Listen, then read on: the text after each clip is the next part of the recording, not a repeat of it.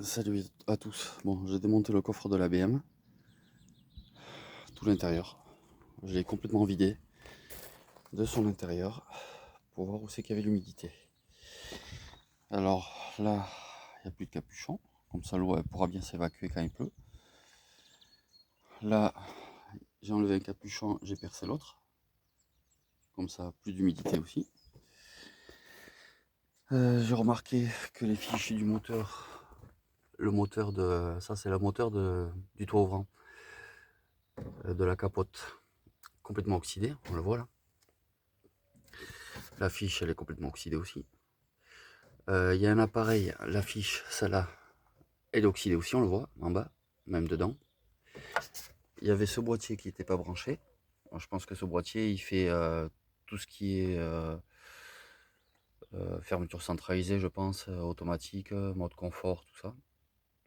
Il est en bon état, les fiches à l'intérieur sont pas oxydées. Ça, c'est le boîtier des capteurs de marche arrière qui était elle aussi oxydée, les fiches, à cause de l'humidité. Donc je vais aller chercher une bombe de nettoyant contact et tout rebrancher et voir si ça fonctionne. Et je vais regarder aussi l'ampli parce que l'ampli il était de ce côté. L'ampli il est là. Je vais l'ouvrir pour voir dedans comment c'est.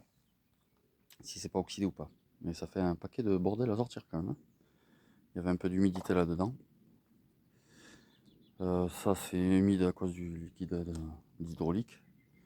Donc ça je vais le nettoyer et puis le sécher. Mais là comme il fait beau, la voiture elle va sécher. Donc ça va aller. Et puis on va voir ce que ça fait, une fois que tout sera rebranché. Et puis voilà. Hier déjà j'ai mis du WD-40 au boîtier de capteur de marche arrière, PDC à celui-là. Là.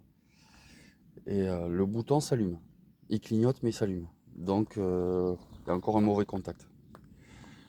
Donc je vais aller me chercher une bombe de nettoyant en contact. Et puis en passer partout. Tout rebrancher et voir si ça fonctionne. Bon, et bien sur ce, je vais continuer. Et puis voilà. Je ferai une autre vidéo pour la suite.